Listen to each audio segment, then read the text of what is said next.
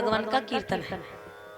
तो उसी के माध्यम से अपने मन को साफ करते हैं और आगे जैसी परमात्मा की कृपा वैसी ही कथा सुनने का कहने का प्रयास करेंगे। बड़े भाव से सभी लोग गाना और आखिरी दिन नाक ना कटवाना। बड़े भाव से सभी लोग गाएं। एक साधक बड़ा सुंदर भाव देता है और कहता है परमात्मा से कि लगन तुमसे लगा बैठे, लगन तुमसे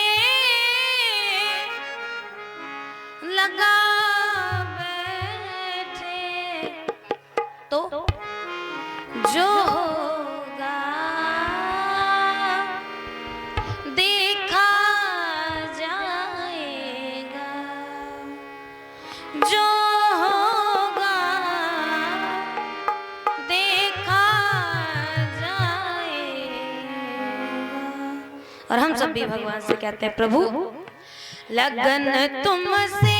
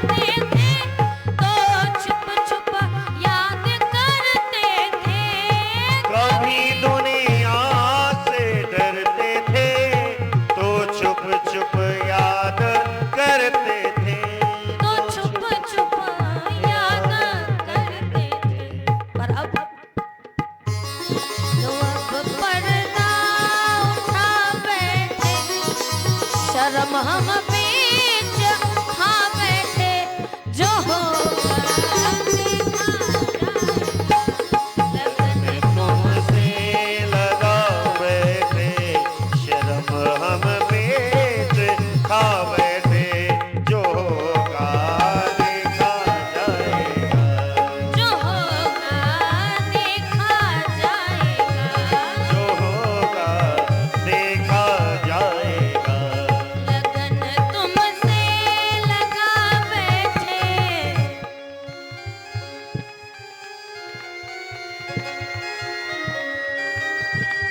यहाँ पर सोने का फुर्सत नहीं है। लगन तुमसे लगा बैठे, जो होगा देखा जाएगा। लगन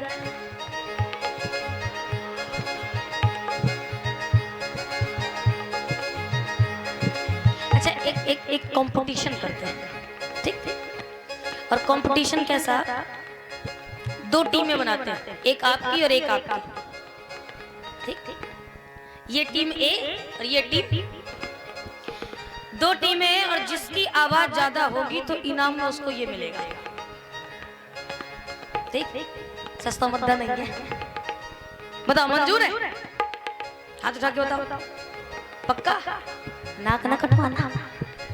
ठीक, तो पहले आप लोग गाएंगे, आप लोग शांत रहेंगे, आप नहीं बोलेंगे। पहले आप लोग गाएंगे और फिर इसके बाद फिर आप लोग गाएंगे। तो जिसकी आवाज तेज होगी उसको ये मोबाइल गिफ्ट मिलेगा। ठीक, तो गाइए। पहले आप, टीम ए पहले गाइए, आप लोग शांत रहिए। लगन तुमसे लगा बैठे, जो होगा देखा जाएगा।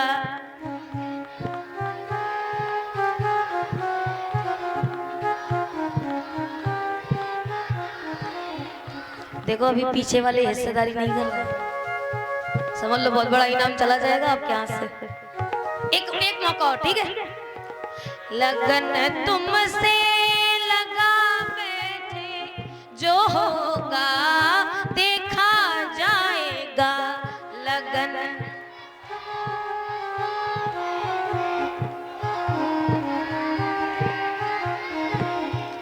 वाह, मान गए जी वालों। अच्छा, अब टीमें ने गा लिया, तुमने सुन लिया ना कितना तेज गाया, तब नाक ना कटवाना। ठीक, अब आपकी बारी। लगन तुमसे लगा बैठे, जो होगा देखा जाएगा।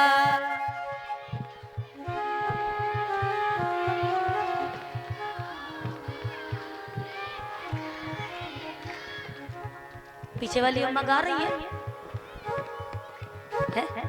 कहीं को नाक कटवा रहे हो, थोड़ी तो दम लगाओ। लगन तुमसे लगा बैठे, जो होगा देखा जाएगा।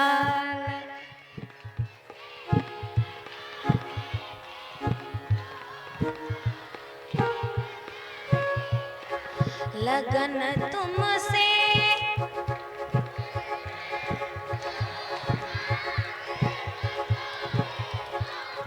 अब आई रिजल्ट की बारी।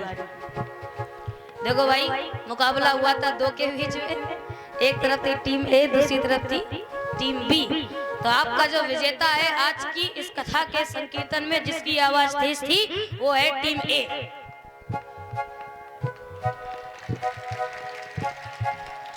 लेकिन अब मेरे सामने एक समस्या है, आप लोगों ने भी पहले याद नहीं दिलाया। अरे कम से कम अपना कोई लीडर तो बनवा लेते। अब इतने सारे लोग बैठे, मोबाइल है, एक बताओ किसको दे? तुम झगड़ा नहीं करवाएंगे, हम अपने पास रखेंगे। ठीक, कोई लीडर बनाए होते तो दे देते भाई। अब लीडर नहीं बना तो क्या करे, झगड़ा थोड़ी कराए। तो जरा सोचो, अकेले गाए तो लालच में आके कितना तेज गाए ना। अब दोनों मिलके गाए। जो होगा देखा जाएगा, जो होगा देखा जाएगा।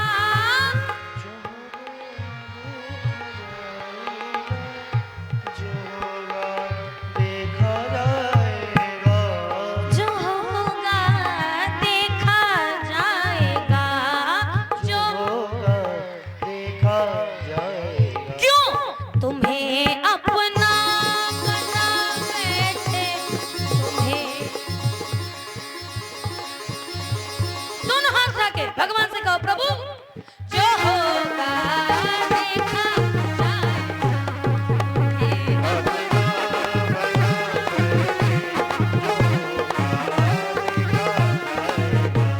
लगन तुमसे लगा बैठे, जो होगा देखा जाएगा।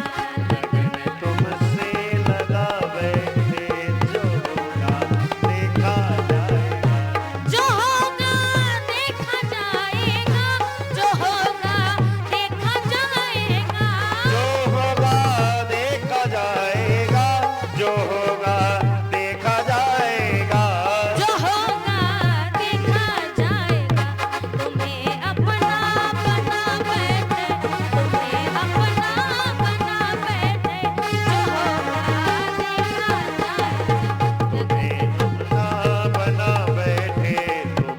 अपना बना बैठे, जो होगा देखा जाएगा। लगन तुमसे लगा बैठे, जो होगा देखा जाएगा। लगन तुमसे लगा बैठे, जो होगा देखा जाएगा। जो होगा देखा जाएगा। जो होगा देखा जाएगा। जो होगा देखा जाएगा।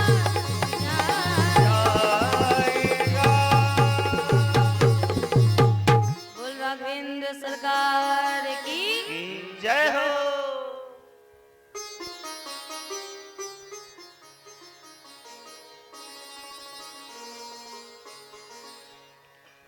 बड़ी ही पावन चर्चा आप लोगों ने भी पिताजी के मुखारों से श्रवण की। आज उपसंहार दिवस है और उपसंहार दिवस के दिन वक्ता के ऊपर कोई बॉन्ड नहीं होता है, उसके ऊपर होता है स्वतंत्र कथा कहता है। तो स्वतंत्र मतलब कुछ भी बोलने का मतलब ये नहीं कि गालियां देना शुरू कर दे। इसका मतलब कुछ सार्थक ऐसा जो समाज में एक शिक्षा के रूप में काम करे। तब पहली बात तो ये मैं आपसे पूछना चाहती हूँ कि रो के विदा करना चाहते हो कि हंसते हंसते? हंसते हंसते चल, तो हंसते हंसते विदा करते हैं। और आज उपसंहार के दिवस में एक बड़ी पावन सीख लेते हैं। और सीख कैसी? एक संत ने बड़ा सुंदर भाव कहा था। अच्छा, मैं आपसे एक प्रश्न करूं, उत्तर दीजिएगा, ठीक? दौड़ने में ज्यादा आराम है कि धीरे धीरे चलने में? धीरे धीरे चलने में। धीरे धीरे चलने में ज्यादा आराम है कि एक जगह बैठ जाने में? बैठ जाने में ज्यादा आराम। अच्छा, बैठ जाने में ज्यादा आराम है कि लेट जाने में? कहते लेट जाने में तो और ही आराम। अच्छा, लेट जाने में ज्यादा आराम है कि सो जाने में? सो जाने में ज्यादा आराम। अच्छा, एक रात के लिए सोने में ज्यादा आराम है कि परमानेंट? तो क्या नहीं भैया, एक रात का सो है, परमानेंट है ना? तो इसका मतलब इस संसार में हम सब आराम चाहते हैं, शांति चाहते हैं, मंगल चाहते हैं। तो ये कहाँ मिलेगा? संत कहते हैं कि आराम चाहता है तो बस एक काम कर, बस एक काम कर। क्या? आराम की शरण में और राम राम, आराम की शरण में और राम राम कर। आराम चाहता। अगर आराम चाहिए तो क्या करना पड़ेगा? बस केवल भगवान का नाम लेना। और भगवान का नाम लेने से क्या होगा? जैसे मैंने आपको बताया था, ये संसार कैसा है? ये संसार असारो खल संसारो, दुख रूपी विमोहिता, सुत कस्य धन कस्य स्नेहवान जलतो निशम। ये संसार कैसा है? का ये दुख रूपी संसार है। अब आप बताओ, जैसे औषधालय जाओगे तो क्या मिलेगा? औषधि, दवा। पुस्तकालय जाओगे तो क्या मिलेगा? पुस्तक। मदिरालय जाओगे तो क्या मिलेगा? मदिरा। तो दुखालय में क्या मिलेगा? दुखालय में दुख मिलेगा ना, सुख नहीं मिलने वाला, क्योंकि इसका नाम ही है दुखालय। तो कहा यदि ये दुखालय है तो यहाँ दुख मिलेगा, तो हम सुख कहाँ ढूंढे? हमें सुख कहाँ प्राप्त होगा? गोस्वामी तुलसीदास जी कहते हैं सुख तो वहीं मिलेगा जहाँ मंगल होगा। और मंगल कहाँ होता है?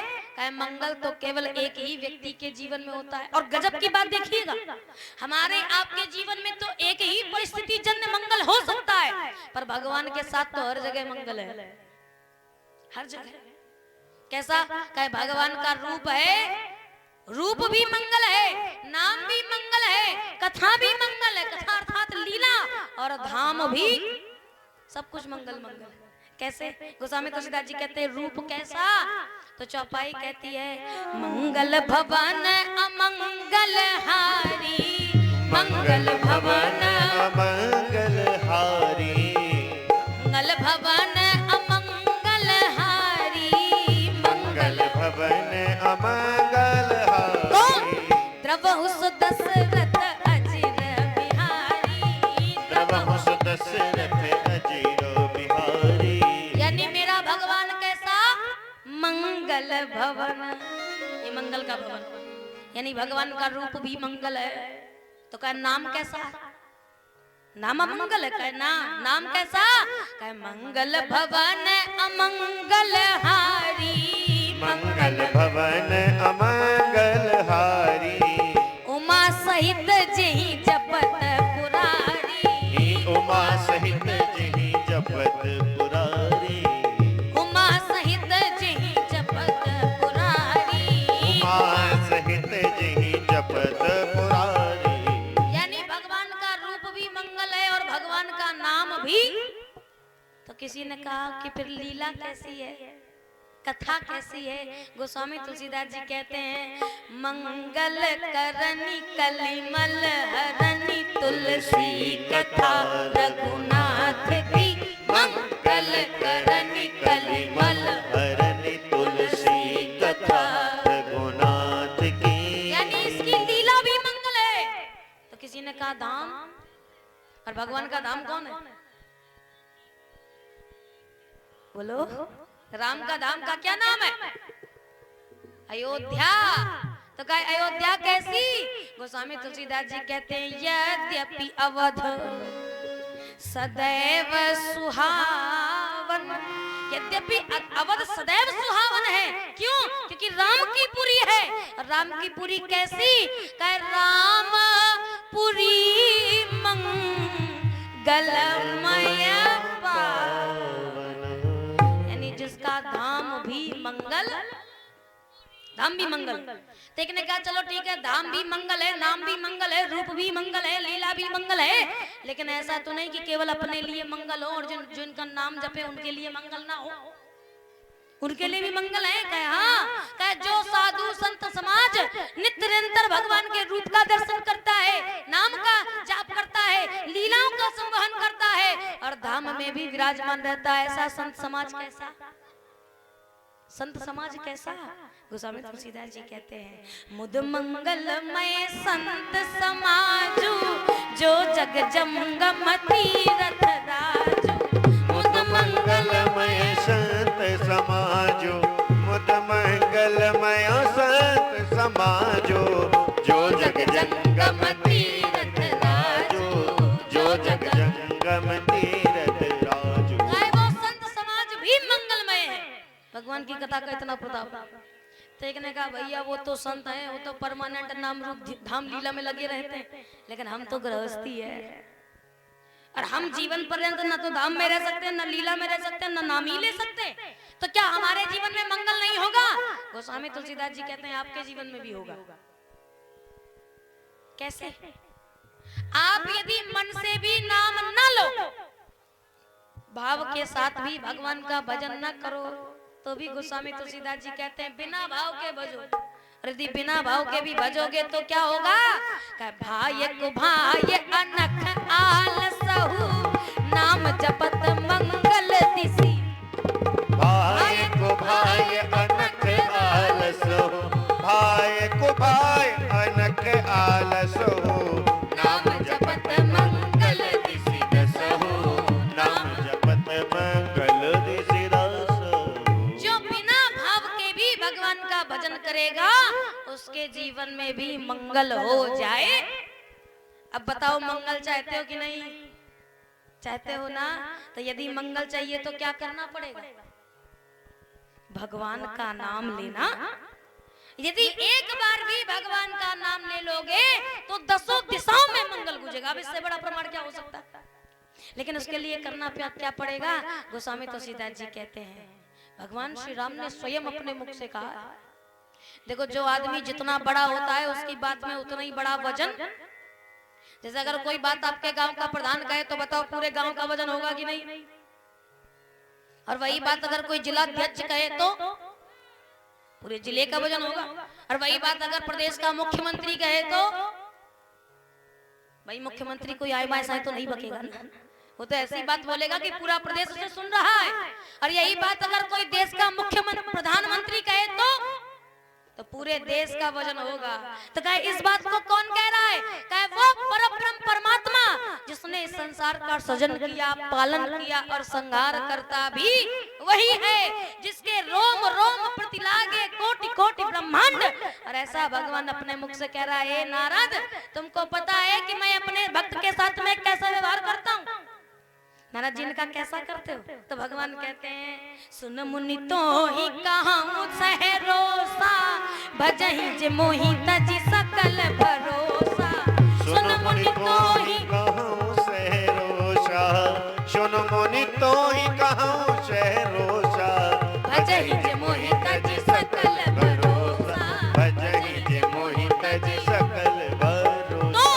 तिनके सदा करो रखवारी, जिमि बालक राखे महतारी। तिनके सदा करहूँ रखवारी, तिनके सदा करहूँ रखवारी, जिमि बालक राखे महतारी, जिमि बालक राखे महतारी। जिस प्रकार से एक माँ अपने बच्चे की रखवाली करती है, उस प्रकार से भगवान हमारी रक्षा। एक ने गोस्वामी तुलसीदास जी से कहा, भैया हम कलयुग के प्राणी हैं, बिना प्रैक्टिकल कोई बात मानते नहीं। किसी की करी है आज तक जो हम विश्वास मान ले? तो भगवान कहते हैं, हाँ, इसका सबसे बड़ा उदाहरण महाभारत के युद्ध से बढ़कर और कुछ नहीं हो सकता। महाभारत का ऐसा युद्ध जिसमें एक तरफ का कौरव लड़ रहे हैं और एक तरफ पांडव लड़ रहे हैं।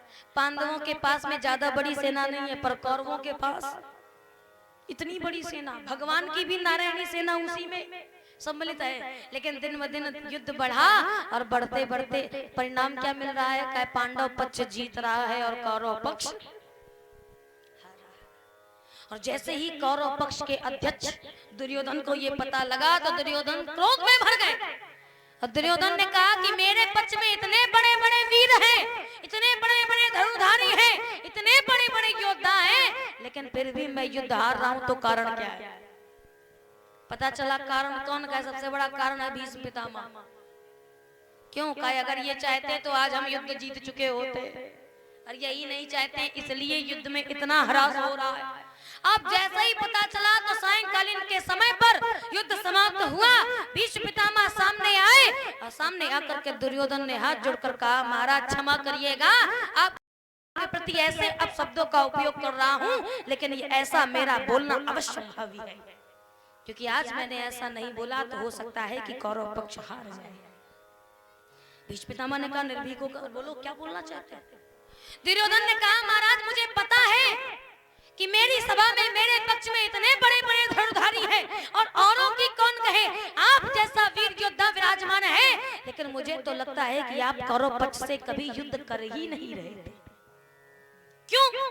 का युद्ध के प्रारंभ में पांचों पांडव आए और पांचों पांडवों ने आकर के आपको प्रणाम किया, आपसे आशीर्वाद मांगा।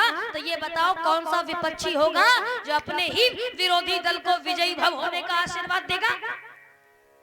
आपने उन्हें विजयी भव होने का आशीर्वाद दिया। शायद तभी मैं समझ जाता कि आप मेरे पक्ष से युद्ध नहीं कर रहे हो, तो आज मेरी इतनी बड़ी जनसंख्या में मेरी सेना मरती नहीं।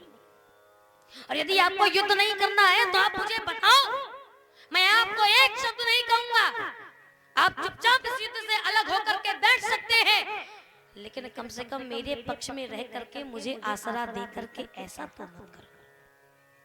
यदि आपसे युद्ध नहीं होता है तो चुपचाप हाथों में चूड़ियां पहन करके एक किनारे बैठ जाओ, मैं स्वयं के बलबूते पर यह युद्ध विजय करके दिखाऊंगा। और जैसे ही ये सुना तो किसी वीर के प्रति ऐसे शब्दों का प्रयोग।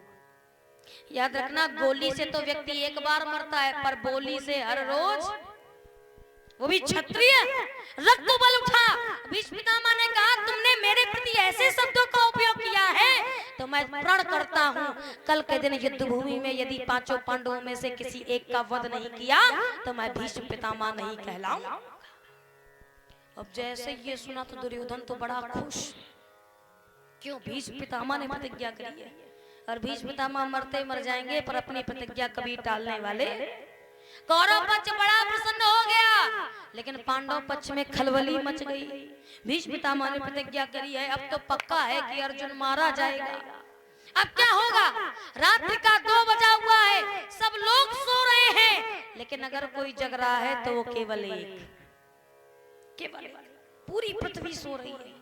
और सारे युद्ध में, कुरुक्षेत्र के युद्ध में उपस्थित जितने खेमे हैं, सब में लोग आनंद के साथ में विश्राम कर रहे हैं, लेकिन एक व्यक्ति जग रहा है और अपने खेमे के बाहर इधर से उधर टहल रहा है। कहे वो कौन? कहे वो है योगी राज श्री कृष्ण। कन्हैया यहाँ से वहां टहल करके सोच रहे हैं, भीष्म पितामह ने प्रतिज्ञा करी है, तो पक्का है कि अर्जुन मारा जाएगा। यदि अर्जुन मर गया तो हम तो युद्ध हार जाएंगे, अधर्म की जीत हो जाएगी, धर्म हार जाएगा। ये सोच सोच करके यहाँ से वहां टहल ही रहे थे कि अचानक से पैर सहमे और खड़े हो गए। खड़े होकर कृष्ण सोचने लगे कि भीष्म पितामह ने प्रतिज्ञा करी है अर्जुन मरेगा। इसका मतलब अर्जुन को पता है कि कल उसकी मृत्यु होने वाली, इसका मतलब अर्जुन जग रहा होगा। भाई आपको पता चल जाए कि कल आपकी मौत होनी है तो आपको नींद आएगी? नहीं आएगी ना। रात भर यही सोचोगे कि ऐसा कौन सा तिगड़म फंसाए कि मौत को भी चकमा, यही सोचो। भगवान ने कहा जब अर्जुन को कल मरना है तो पक्का है कि अर्जुन जग रहा होगा, और हम दोनों मिलकर के आपस में ऐसी कूटनीति फंसाएंगे कि जिससे अर्जुन मरने से बच जाएगा। ये सोचकर भगवान श्री कृष्ण अर्जुन के खेमे में गए, और जैसे ही अर्जुन के खेमे में प्रवेश किया, देखा क्या? अर्जुन तो चद्दर दाने सो रहा। भगवान ने चद्दर खींची। भगवान ने कहा, ए अर्जुन उठ उठ उठ। अर्जुन फड़फड़ा के उठा। अर्जुन ने कहा, क्या बात है महाराज, क्या बात है? विरोधी पक्ष ने हमला बोल दिया क्या? राम कृष्ण भगवान ने कहा, नहीं शांत हो जाओ, शांत हो जाओ, ऐसा कुछ नहीं। तो कहा फिर आधी रात को मुझे क्यों जगा रहे हैं? मुझे जगाने का कारण क्या है? कृष्ण ने कहा, ये बता, तुझे पता नहीं है भीष्म पितामह ने प्रतिज्ञा की है? कृष्ण ने कहा, अर्जुन ने कहा पता है। तो कहा जब पता है तो तू सो कैसे रहा है? तुझको नींद कैसे आ रही है? जैसे ही ये सुना तो हाथ बांध के बैठ गए अर्जुन। इतनी बढ़िया नींद आ रही थी, भगवान ने नींद खराब कर दी। अर्जुन आगे कहते, एक बात बताओ, भीष्म पितामह ने प्रतिज्ञा करी है, मरना किसे? कृष्ण ने कहा तुमको। तो अर्जुन ने कहा जब मरना मुझे है तो तुम काहे जग रहे हो? जब मरना मुझे है तो तुम काहे जग रहे हो? कृष्ण भगवान ने कहा पागल है क्या? अरे मैं तो ये सोच सोच के जग रहा हूँ कि तुझे कैसे बचाऊं। और जैसे ये सुना तो अर्जुन ठहाके मार के हंसे। अर्जुन ने कहा कन्हैया, जिसके प्राणों की रक्षा स्वयं भगवान कर रहा हो, क्या तब भी मुझे जगने की आवश्यकता है? क्या तब भी मैं अपने प्राणों की रक्षा करूं? मैं अपने प्राणों की चिंता करूं?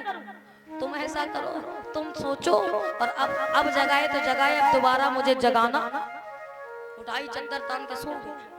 भगवान ने कहा, हे भगवान, ऐसे भक्तन से पाला पड़ा कि काहे बताया जाए? ऐसे निश्चिंत होकर सो रहे हैं, बिल्कुल प्राण की ही चिंता नहीं। भगवान कहते हैं, खैर ठीक कहा, इन लोगों ने जब मरने की बेरा आती है तो भगवान बुद्धि का हरण, इसकी बुद्धि में पत्थर पड़ गए। भगवान अर्जुन के खेमे से बाहर निकले, फिर वही सोचने लगे, भीष्म पितामह ने प्रतिज्ञा करी है, अर्जुन मारा जाएगा, अब क्या करूं, कैसे अर्जुन को बचाऊं? और यही सोचते सोचते फिर से पैर ठहरे और मन में विचार आया। विचार क्या? कि कल द्रौपदी को विधवा होना, और जिस माता बहन को पता हो कि कल मेरा पति मारा जाएगा तो रात भर नींद आएगी क्या?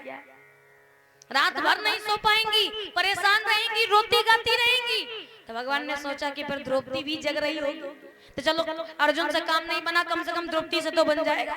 और जैसे ही भगवान द्रौपदी के खेमे में गए तो ऐसे ही देखा द्रौपदी भी आराम से सो रही है।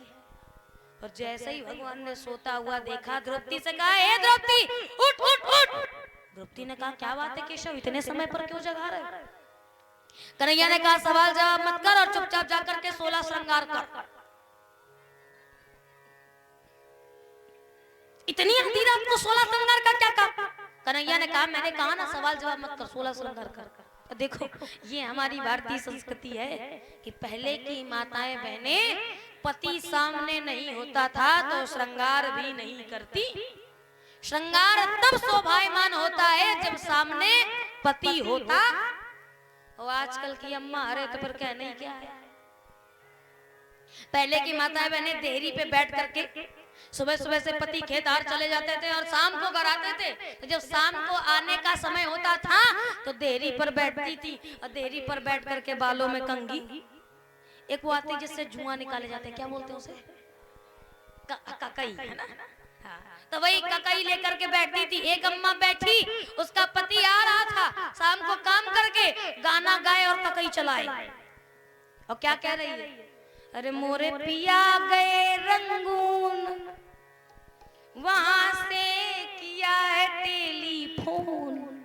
उतने में एक जुआ पकड़ में आ गया और जैसे ही पकड़ में आया सो पकड़ा, मोरे पिया गए रंगून, वहां से किया है टेलीफोन।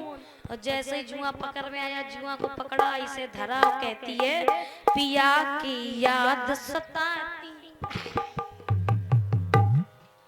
अब बताओ, पिया की याद के चक्कर में बेचारे जुआ के प्राण ले जा रहे हैं। तो माताएं बहनें पहले देहरी पर बैठकर श्रृंगार करती थी, लेकिन आजकल की माताएं बहनें पति सामने होगा, घर में होगा तो ताड़का बनी फैली रहेंगी। अब पता चल जाए बाजार जाना है तो जौने कलर के साड़ी तौने कलर के लिपस्टिक। क्या जमाना बदल गया। आप लोगों ने कभी देखी बिहार झारखंड की छठ पूजा? देखिए टीवी में आती है और वो कितनी बड़ी मांग भरती है, यहाँ से लेके भरती है जहां तक जाती है वहां तक। क्यों? क्योंकि शास्त्रों का नियम है, जिस स्त्री की मांग जितनी लंबी होती है उसके पति की आयु भी उतनी ही लंबी होती, शास्त्र कहते हैं। पर आजकल की तो फैशन के मारे बस तनक से टिपकी धर लेती है इतनी सी कि बस पता चल जाए कि हाँ शादी हो गई है, अब बाकी मांग भरने से कोई मतलब। इतना समाज बदल गया हमारा।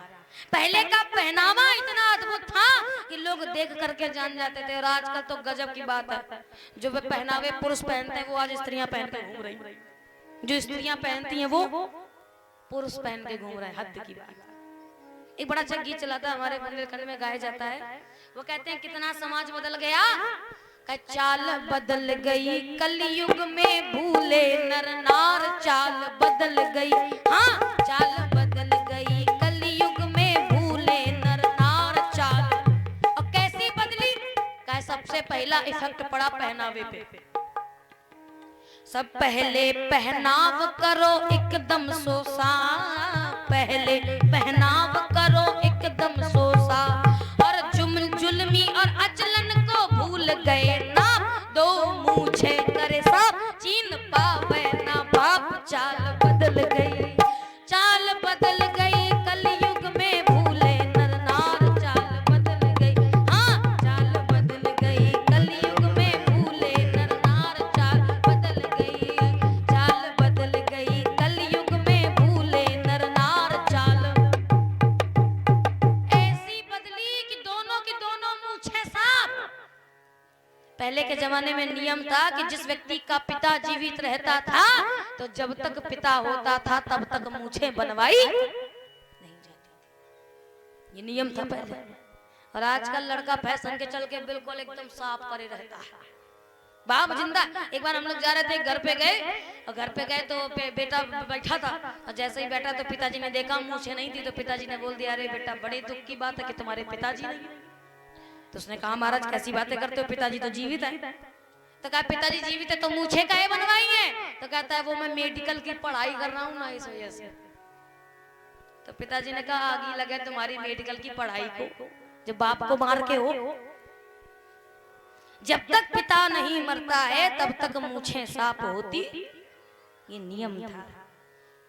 हमारे सफेद बाल भी हमको संकेत करते थे, इसलिए आदमी बाल सफेद रखता था। क्यों? जिसके जितने बाल सफेद हो जाते थे उससे उतनी ही उसके उम्र के अनुभव का पता लगता कि इसकी इतनी उम्र है, इसका इतना अनुभव है। पर आजकल का आदमी जब से चल गई ये गोदरेज के डाई, तब से नाती और बाबा लगे भाई भाई, बाबा भी पोता है, नाती भी पोता है, सब लगा। ऐसा समाज बदला है। माताएं बहनें भी श्रृंगार करती थी तो पति के सामने, और पति नहीं होता था तो श्रृंगार से भी मतलब नहीं। द्रौपदी ने प्रश्न किया, द्रौपदी कहती है आधी रात को श्रृंगार का क्या काम, न पति है ना कुछ, भगवान ने कहा सवाल जवाब मत कर, मेरी बातों पे भरोसा है? द्रौपदी ने कहा है। तो कहा यदि भरोसा है तो फिर चुपचाप श्रृंगार करके आ। और जैसे ही सुना तैसे ही द्रौपदी गई, श्रृंगार करके आई। भगवान से कहा अब क्या करना है? भगवान ने कहा मेरे पीछे पीछे चल। द्रौपदी ने कहा पागल हो क्या? क्यों? कहा आधी रात का समय है, एक अकेले पुरुष के साथ में एक अकेली स्त्री जाएगी, समाज क्या सोचेगा? तो भगवान ने कहा फिर क्या किया जाए? कहा ये बताओ जाना जरूरी है? भगवान ने कहा बहुत जरूरी है। तो कहा अगर जाना जरूरी है तो तुम पुरुष बन के चलोगे तो मैं तुम्हारे साथ। भगवान ने कहा तुम कहना क्या चाहती हो? द्रौपदी ने कहा जो तुम समझ रहे हो वही। मतलब भगवान ने कहा वाह, काम तुम्हारा, भेष बदले हम कहीं को बदले? द्रौपदी ने कहा जाना हो तो बताओ, नहीं अब दोबारा हमको जगह ना देना। भगवान ने कहा नहीं जाना तो है। जब जाना है तो भगवान गए और भीतर से लहंगा चुन्नी लपेट के, अब पुरुष के साथ जाने में तैयार नहीं थी तो भगवान को स्त्री का वेश बनाना पड़ा। और जैसे ही स्त्री का वेश बना करके आए, भगवान ने द्रौपदी से कहा अब ठीक? द्रौपदी कहती है हाँ ठीक, अब चलो। और चल दी। और जैसे ही चली तो आगे आगे कृष्ण, पीछे पीछे द्रौपदी। द्रौपदी जैसे ही चली तो खटपट खटपट चप्पलें आवाज कर रही थी। कन्हैया ने कहा रुक रुक रुक रुक रुक। द्रौपदी से कहा क्या हुआ क्या हुआ? द्रौपदी से कहते चप्पल उतार चप्पल उतार। भगवान ने चप्पल उतराई, पीतांबरी में लपेटी, बगल में दाबी, कहा अब चल। और दोनों चल पड़े। तो किसी ने पूछा जा कहाँ रहे हैं? कहे जा रहे हैं भीष्म पितामह के खेमे में। क्यों? कहे क्योंकि इसके पहले भीष्म पितामह ने दुर्योधन से कहा था कि दुर्योधन प्रातः काल ब्रह्म मुहूर्त की बेला पर तुम अपनी पत्नी भानुमति को मेरे पास लेकर के आना और मैं उसे अखंड सौभाग्यवती होने का वरदान दे दूंगा जिससे तुम अमर हो जाओ। और यहाँ दुर्योधन के आने से पहले कन्हैया द्रौपदी को लेकर और जैसे ही पहुंचे खेमे के बाहर खड़ा किया और द्रौपदी से चुपचाप का ब्रह्म मुहूर्त का समय। अब बाबा ध्यान लगाए बैठे हुए और जैसे ही ध्यान लगाए बैठे खेमे के बाहर द्रौपदी से कन्हैया ने कहा देख चुपचाप जाना, हल्ला गुल्ला नहीं करना। तो कहा ठीक है। कहा करना क्या है? कहा भीतर जाना और बिना बाबा को जगाए उनके चरणों पे सर चुपचाप। द्रौपदी ने कहा ठीक है। इतना कह करके द्रौपदी ने 2 कदम बढ़ाया तो ऐसे ही कन्हैया ने कहा रुक रुक रुक रुक। द्रौपदी को लगता है कुछ जरूरी बात बताना भूल गया। द्रौपदी से कहा वापस वापस। द्रौपदी वापस आई। कहा क्या हुआ? कहा याद रखना कुछ बोलना नहीं, बिल्कुल चुप। द्रौपदी ने कहा ठीक है नहीं बोली। फिर जैसे ही 4 कदम बढ़ाए कन्हैया ने कहा द्रौपदी। द्रौपदी ने कहा क्या हुआ? द्रौपदी को लगा कुछ जरूरी बात बताना भूल गया। फिर जैसे ही बुलाया कन्हैया से कहा क्या हुआ क्या भूल गया क्या बताना है? द्रौपदी से कहते याद रखना कुछ बोलना। अब द्रौपदी को ताव आया। द्रौपदी ने कहा एक बात बता, तुमने हमको बहरा समझ के रखा है क्या? एक ही बात को बार बार क्यों दोहरा रहे? अरे सुन लिया कि कुछ नहीं बोलना तो नहीं बोलेंगे, इतना कहे परेशान हो? हाथ जोड़ के भगवान बोले द्रौपदी हम इसलिए इतना परेशान है कि हम तुम्हारे बोलने से बहुत डरते हैं। कहे क्यों? कहे तुम्हारे बोलने के कारण इतनी बड़ी महाभारत। अगर तुम ना कहती कि अंधे के अंधा पैदा होता है तो ये महाभारत होने वाली, इसलिए चुप रहना देवी, कुछ बोलना नहीं, कुछ नहीं बोलना। द्रौपदी संकोच में पड़ गई। द्रौपदी ने कहा ठीक है नहीं बोले, पक्का नहीं बोले, अब ना बुलाना। कन्हैया ने कहा ठीक है। विश्वास करके गए। जैसे ही भीतर प्रवेश करके गई और द्रौपदी चुपचाप 16 श्रृंगार किए, माथा जैसे ही नीचे रखा चरणों के पास में, तो बाबा ने आवाजें सुनी, आंख खोल के देखा तो 16 श्रृंगार किए हुए स्त्री दिखाई दी। समझ में नहीं आया कौन है, दुर्योधन की पत्नी है या द्रौपदी है। तो आंखें बंद करे करे ही आशीर्वाद दे दिया सौभाग्यवती भव। द्रौपदी चुप, फिर भी कुछ नहीं बोली। तो बाबा को लगता है इसे और कुछ चाहिए।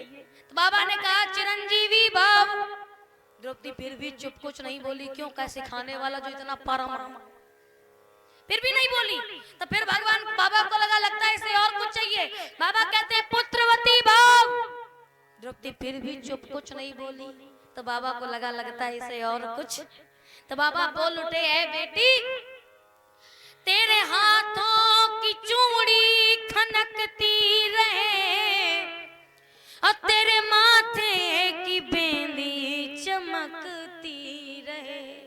जा बेटी जा, इस संसार में कोई माई का लाल पैदा नहीं होगा जो तेरे हाथों की चूड़ियां तोड़ सके, जो तेरे मांग का सिंदूर मिटा सके। और जैसे ही ये कहा, अब द्रौपदी से नहीं रहा गया और द्रौपदी बोल उठी, बस बाबा बस। जैसे ही द्रौपदी बोली, कन्हैया ने कहा हुईगा हमार कोर्ट मार्शल। अब तो हम कहे द्रौपदी ने जैसे ही बोला बस बाबा बस, बाबा का झटका खुला। बाबा ने कहा द्रौपदी तू यहाँ कैसे आई? द्रौपदी ने कहा ये बताऊंगी बाद में, पहले ये बताओ काल के मानो के आज का है। मतलब कल तुमने प्रतिज्ञा की थी अगर पांचों पांडवों में से किसी एक का वध कर दूंगा, और आज मुझे वरदान दिया है तो प्रभु अगर पांचों में से एक भी मरा तो मेरे हाथों की चूड़ियां टूट जाएंगी, मेरे मांग का सिंदूर मिट जाएगा। तो ये बताओ काल के मानो के आज की मानू?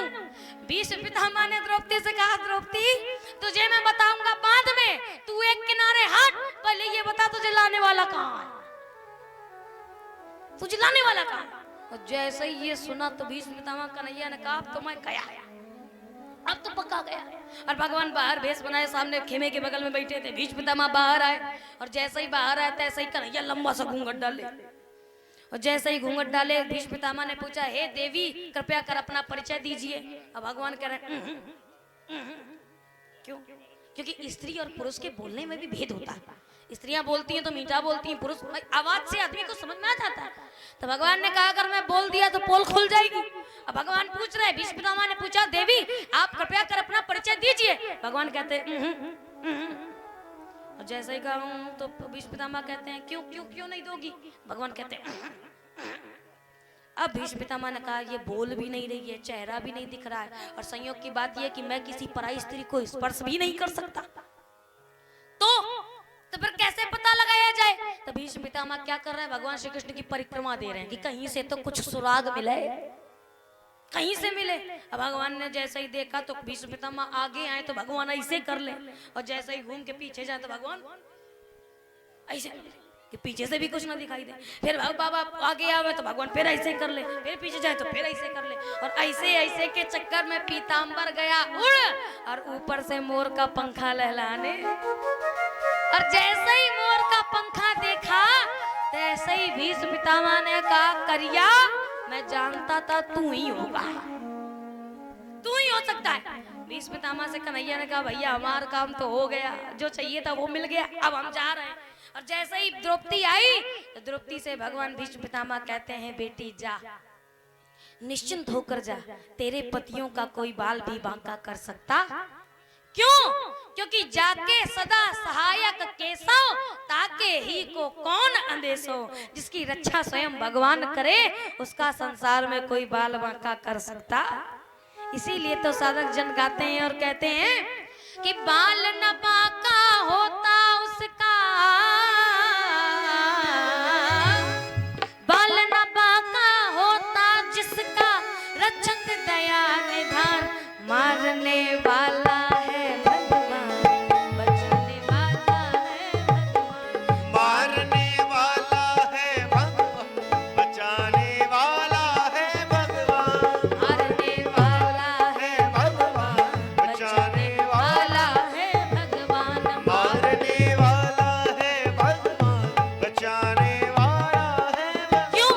क्योंकि जल थल अग्नि आकाश पवन पर केवल उसकी सत्ता, जल थल अग्नि प्रकाश पवन पर केवल उसकी सत्ता, उसकी इच्छा के बिना हिल न सके एक पत्ता, उसकी इच्छा के बिना हिल न सके एक पत्ता, उसी का सोचा यहाँ पे होता,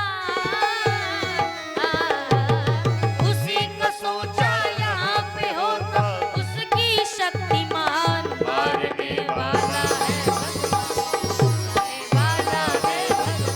मारने वाला है भगवान, बचाने वाला है भगवान, मारने वाला है भगवान, बचाने वाला है भगवान, मारने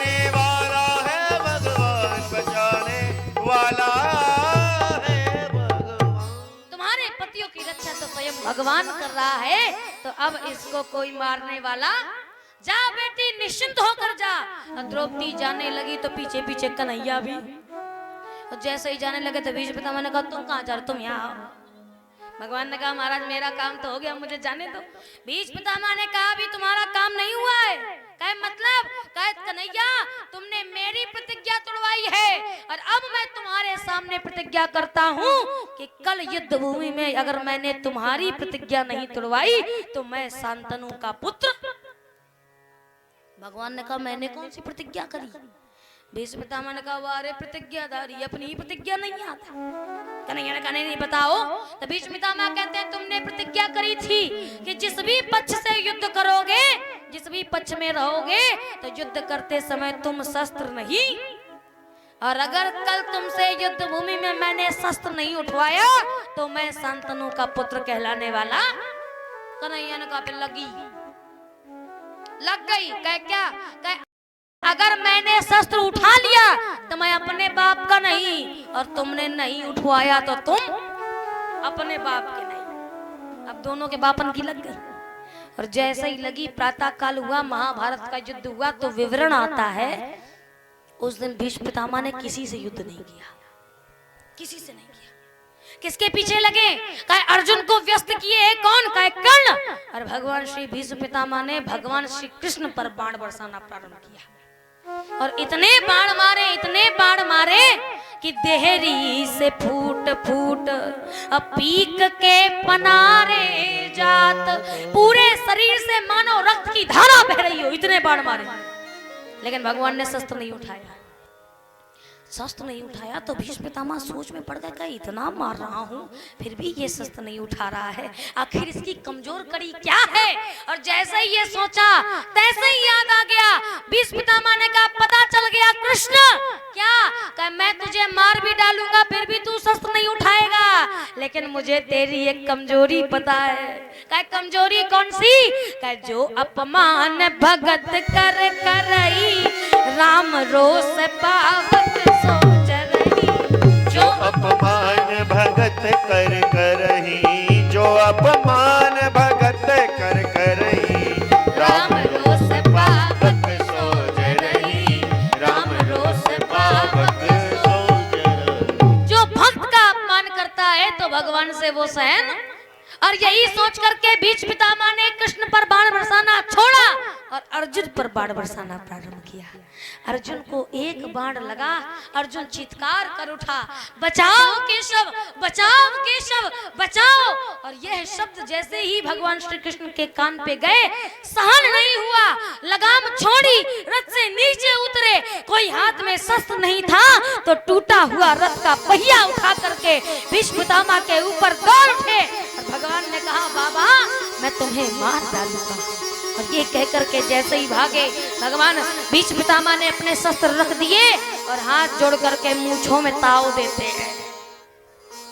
हम मूंछों में ताव देके भीष्म पितामह ने कहा तुम असली बाप के कि हम। और जैसे ही कहा तो भगवान कहते हैं भैया तुम ही असली बाप के हो, हम नहीं है। कहे क्यों? कहे हमको तो पता ही नहीं हमारा बाप कौन है। क्या मतलब? कोई हमें नंद का छोरा कहता है, कोई हमें वसुदेव नंदन कहता है, कोई हमें दशरथ नंदन कहता है, हमको तो मालूम ही नहीं है हमारा पिता। ये तो भगवान ने हास्य के लिए कहा, लेकिन संत जन कहते हैं भगवान ने अपनी प्रतिज्ञा क्यों तोड़ी, अपनी प्रतिज्ञा को दांव पर क्यों लगाया? संत जनों ने कहा क्योंकि मेरे भगवान का एक स्वभाव है। और स्वभाव कैसा? कहे प्रबल प्रेम के पाले पढ़कर प्रभु को नियम बदलते देखा, अपना मान भले टल जाए पर भक्त का मान ना। भगवान अपनी प्रतिज्ञा तो टाल सकते हैं लेकिन अपने भक्त की प्रतिज्ञा का मान सदैव रखते हैं। इसी प्रकार से ही डिमडिम घोष करके गोस्वामी तुलसीदास जी कहते हैं कि जो भी व्यक्ति भगवान की शरण पकड़ लेगा तो भगवान उसकी करहूं सदा, तिनके रखवारी जिमी बालक राखे महतारी। जिस प्रकार से भगवान ने अर्जुन की रक्षा करी ऐसे ही भगवान हमारी आपकी भी करेगा। क्यों? क्योंकि भगवान का नाम मरण मारण नहीं है, भगवान का नाम तो तरण तारण। और इसीलिए तो भक्तजन हाथ जोड़ के कहते हैं, प्रभु तारा है सारा जमाना, नाथ हमको भी तारो। तारा है सारा जमाना, नाथ हमको भी तारो। हमको भी तारो, नाथ हमको भी तारो। हमको भी तारो, नाथ हमको भी तारो। तारा है सारा जमाना, नाथ हमको भी तारो। तारा है सारा जमाना, नाथ हमको भी तारो। नाथ हमको भी तारो। नाथ हमको भी तारो, नाथ हमको भी तारो। ये भगवान की विशेषता है प्यारे। बस उसके लिए शर्त ये है कि आपको भगवान का भक्त बनना पड़ेगा, और भक्त बनने के लिए तो बहुत कुछ करना पड़ता है। गोस्वामी तुलसीदास जी कहते हैं, आपको पता है संसार में सबसे बड़ा कौन है? बताओ सबसे बड़ा कौन? माता पिता। अच्छा, और माता पिता को जिसने बनाया, माता पिता को भी तो किसी ने बनाया है, तो यानी सबसे बड़ा परमात्मा से बड़ा कोई नहीं है ना। इस संसार में सबसे बड़ा परब्रह्म परमात्मा ही। बताओ सहमत हो इस बात से? सहमत हो ना? लेकिन गोस्वामी तुलसीदास जी कहते हैं, भगवान से भी बड़ा एक नहीं दो हैं। एक नहीं दो भगवान से बड़े, और कहीं नहीं, रामचरितमानस में ही लिखा है। सोचो सोचो, दिमाग लगाओ। भगवान से बड़े कौन? कहे पहला भगवान से बड़ा है भगवान का नाम।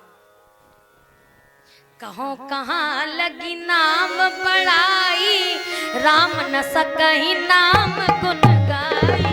कहो कहाँ लगी नाम बड़ाई, कहाँ लगी नाम बड़ाई। राम न सकहि नाम गुन गाई। राम न सके नाम गुण गाई। इतना बड़ा है कि ब्रह्म राम ते नाम बड़, वरदायक वरदानी। रामचरित सतकोटि महा, लिय महेश जिय जान। बालकंड का ही दुआ है। यानी पहला भगवान से बड़ा भगवान का नाम, और दूसरा कौन बड़ा है? दूसरा कौन? गोस्वामी तुलसीदास जी कहते हैं, मोरे मन प्रभु अस विश्वासा, राम ते अधिक राम कर दासा। मोरे मन प्रभु अस विश्वासा, मोरे मन प्रभु अस विश्वासा। राम ते अधिक राम कर दासा, राम ते अधिक राम कर दासा। और इसका प्रमाण आप अभी जिनकी कथा सुन रहे थे, पूरे भारतवर्ष में घूम के देख लेना, राम जी के मंदिर उतने नहीं होंगे जितने हनुमान जी के मंदिर। राम ते अधिक राम कर दासा। कैसे? इस संसार को जिसने अपने बस में किया वो रावण है बलि। सबस बस निज बाहुबल राखे को न स्वतंत्र, मंडली के जस रावण राज करे निज मंत्र। यानी संसार को जिसने अपने बस में किया वो रावण है बलि। और ऐसे बलि रावण को 6 महीने जिसने कांख में दाबा, वो बाली है महाबली। सुग्रीव क्या कहता है? बाली महाबली अति रन धीरा। ये बाली है महाबली, और उस महाबली बाली को जिसने एक बाण में मारा वो राम है वीर। सीता मैया कहती है, हा जग एक और वीर रघुराया। राम जी है वीर, लेकिन उनसे भी बड़ा कौन? राम का दास। और हनुमान जी की वंदना करते हुए क्या कहते हो? वीर ना, महावीर अविनवो हनुमान। तब बताओ राम बड़े की राम का दास? राम का दास बड़ा है ना। इसीलिए कहते हैं, कहो कहाँ लगी मोरे मन प्रभु अस विश्वासा, राम ते अधिक राम कर। तब हमारी सीढ़ी भगवान बनने की नहीं है, हमें तो भगवान का दास बनना पड़ेगा। और दास बनोगे तो क्या होगा? गोस्वामी तुलसीदास जी कहते हैं भैया ये कलयुग है, और कलयुग में व्यक्ति बिना फायदे का कोई काम नहीं करता। जब तक स्वार्थ है तभी तक काम होगा। आप लोग यहाँ बैठ के कथा भी सुन रहे हो, इसमें भी आपका स्वार्थ है।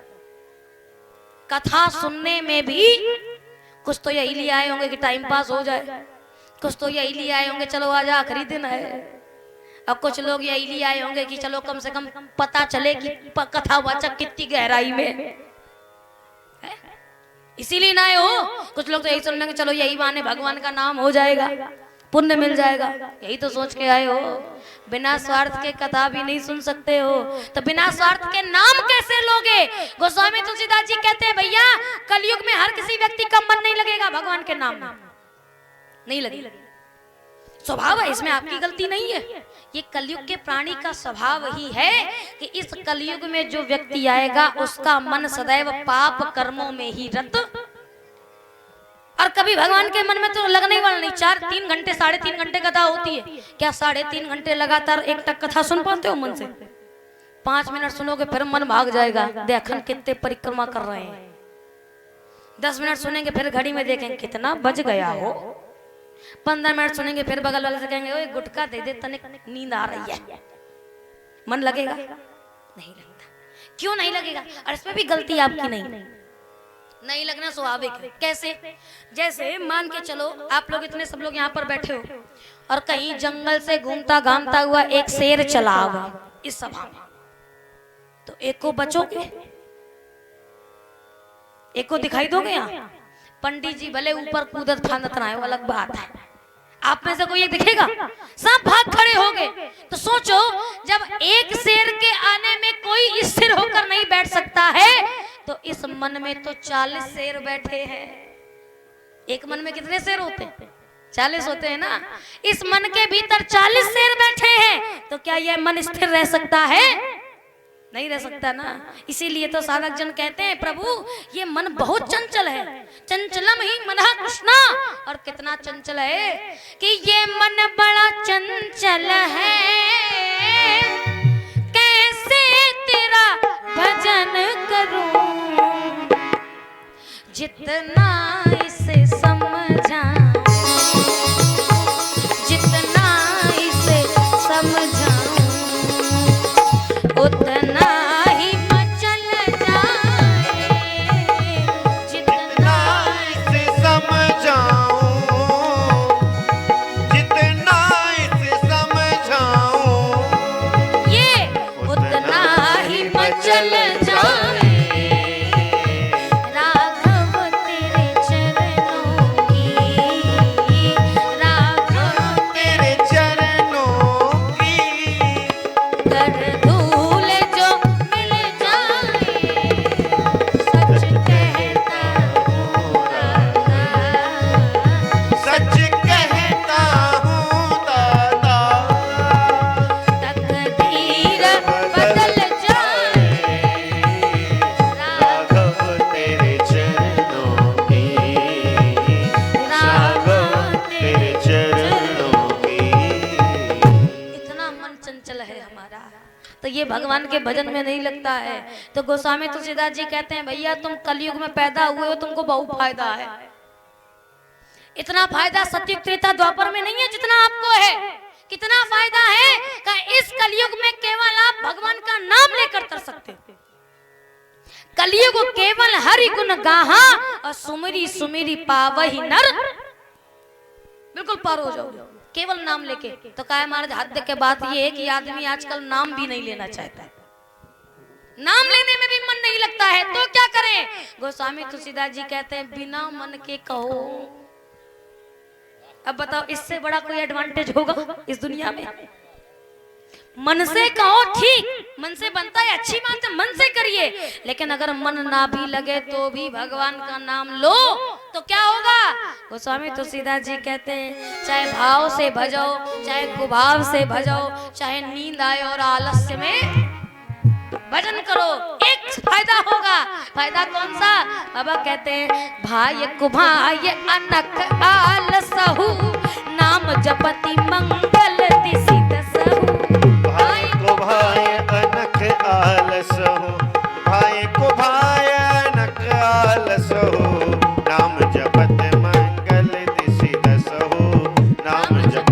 मंगल दिस दस।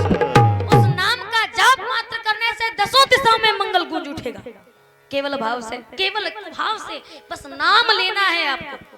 मतलब अगर 4 घंटा बैठ करके भजन नहीं कर पाते हो तो ये अम्मा झाड़ू लगा रही हो, ये तो डेली करती हो, झाड़ू लगाओ तो भी भगवान का नाम का, रोटी बनाओ तो भगवान का नाम गाओ। और चलते फिरते रास्ते में पहले के लोग लिखते थे, यहाँ से निकले जो नर नारी सबको सीताराम लिखते थे ना, कि यही बहाने कम से कम व्यक्ति को सीताराम का नाम तो आ जाएगा। रास्ते में जो बूढ़े दद्दा मिलेंगे वो कभी नमस्ते हाय हेलो नहीं करते, वो तो यही कहते हैं भैया राम राम, भैया राधे राधे, भैया सीताराम। क्यों? मैंने कहा सीताराम तो जो सामने वाला होगा वो भी कहेगा सीताराम। तो आजकल तो हाय हेलो बस तेज फुर्सत नहीं मिलती। आप बैठ के एकांत में एक आसन लगा करके नहीं जाप कर सकते तो चलते फिरते नाम लो। कैसे? आते भी राम बोलो, जाते भी राम बोलो, आते भी राम बोलो, जाते भी राम बोलो, आते भी राम बोलो, जाते भी राम बोलो, आते भी राम बोलो, जाते भी राम बोलो। तुम जब भी मुंह को खोलो, तुम जब भी मुंह को खोलो बस राम राम बोलो।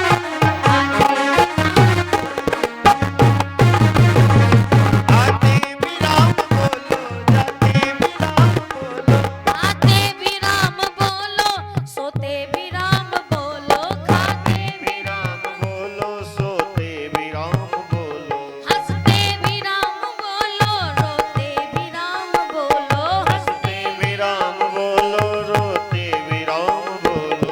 तुम जब भी मुंह को खोलो, तुम जब भी मुंह को खोलो बस राम राम बोलो। आते भी राम बोलो, जाते भी राम बोलो, आते भी राम बोलो, जाते भी राम बोलो। आते भी राम बोलो, जाते भी राम बोलो। और ऐसे ही नाम ले लोगे तो भी भगवान मंगल करेगा, बिना मन के सही। अच्छा आप बताओ, कलयुग में गोस्वामी तुलसीदास जी ने एक चौपाई लिखी बड़ी अच्छी। क्या कहते हैं? इस संसार में कोई भी भगवान का भक्त नहीं है, मंदिर पे बैठा हुआ पुजारी भी भगवान का भक्त। गोस्वामी तुलसीदास जी कहते हैं ये भक्त कैसे? कहे बंचक भगत, वंचक माने झूठे, अरे भी किसके? कहा ये राम के। किसी से पूछो तुम किसके भक्त?